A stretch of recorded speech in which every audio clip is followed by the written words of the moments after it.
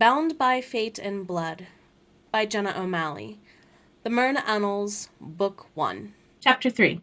Christian. Christian fought to open heavy eyelids. Shouts in the distance grew closer, but none of them sounded like his men or his family. He wished they would shush, given the drumming inside his skull. A new voice said, "I cannot believe you did not unalive the hunter. Was it worth the risk?" "Murakawa, calm down." It was the French wine country voice from the attack. Him? Where did he take me? Concentrating, Christian waded through mental fog of echoing thoughts after the noise. "He wakes," the new voice added. Christian winced as his head slammed against a cool rock when the French one tossed him in a corner. Nausea racked his body in response. A gentle hue from dated sconces cast a haze over everything. "Ah, mon chéri, we meet again." White fangs flashed with the demon's harsh grin. Christian crouched in a painful position and blasphemed the heathen away. When pain stole his breath, a regal voice cut through the air. "Frey, how dare you bring a hunter back here?" Her sultry alto voice sounded dreamy.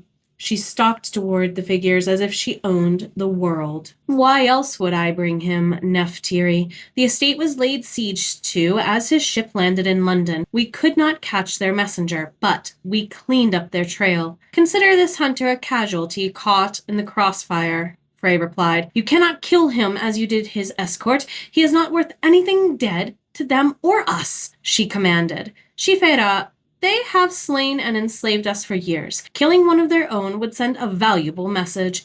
Her wrist snapped to the side as she slapped his pale cheek. "You know the dangers of those tactics, Frey." Christian couldn't help but stare at her in silent awe.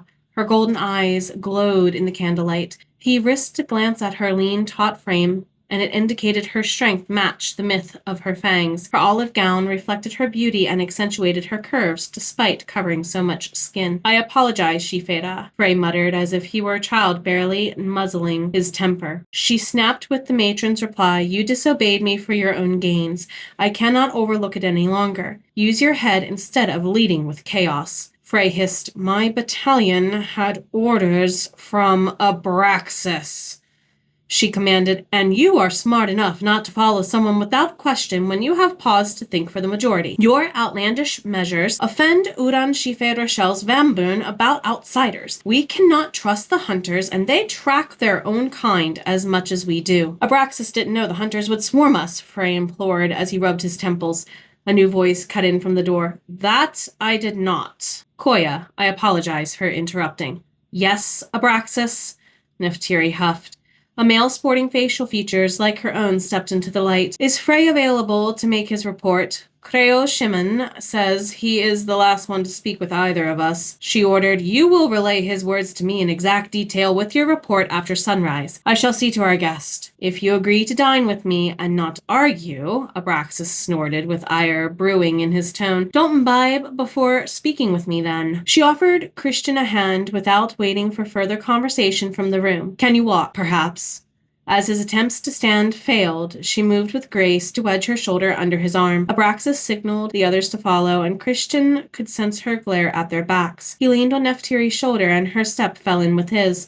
He managed a single question through the pain as they hobbled toward a staircase farther down the hall. "Why?" Leading him to a set of rooms, she kept her voice soft and firm. "Given who your parents were, Baron Sinclair, members of my coven or other immortal clans would tear you apart in revenge. You are a trespasser. Your death by an immortal can turn the war we've fought for centuries into an overnight massacre. You are Baron Christian Sinclair, are you not?" Nephtyri sat him in a chair across from a bed. A wave of her hand bolted every lock, and he could feel serenity from her magic. Likewise, he clamped a padlock around his mouth. He bore a hole into the center of her forehead with his glare, and he would wait her out as long as he could. "Don't be childish. Spunky little chit. She's going to make this entertaining," he thought, and resisted the urge to spit along with the question flying across the room from his mouth. "Why should I answer you? You are an educated and well-traveled man. I doubt you have never heard of the blood on your family's hands, given the locket about your neck earlier." In a panic, he rummaged for the delicate chain. It was missing. Unexpected grief chomped his pride. Anakrina's necklace. Give it back. From the folds of her skirts, she produced his treasure. I take it you have yet to find the hunter's sigil stamped in the hidden compartment. You may be surprised to see your family's hammer as part of the seal. The hurricane depths of his soul swirled. He towered over her with his offhand palm facing upward. I haven't the slightest idea as to what you assume. I will have my sister's locket returned, and I will be freed. She dropped it into his clutch. The Sinclair family has been involved with governing the Hunters Guild for an era. You're an oddity among your kin.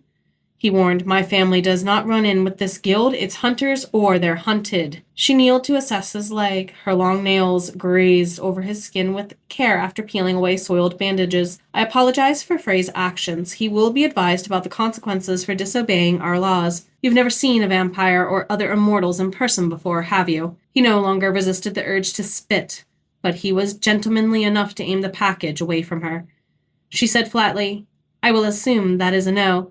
You are safe among my covens and other immortal clans in our governing council. We are not the devil creatures you have been told stories about since childhood, I assure you. He shuddered when she touched a cool hand against a bruise on his arm. The calming touch dropped the temperature the longer it lingered. When he tried to shrug her off, she swatted him to stop. If I don't treat it correctly, it'll take longer to heal. If Silas and his governess refuse to train you in other things, they certainly cannot forget that logic.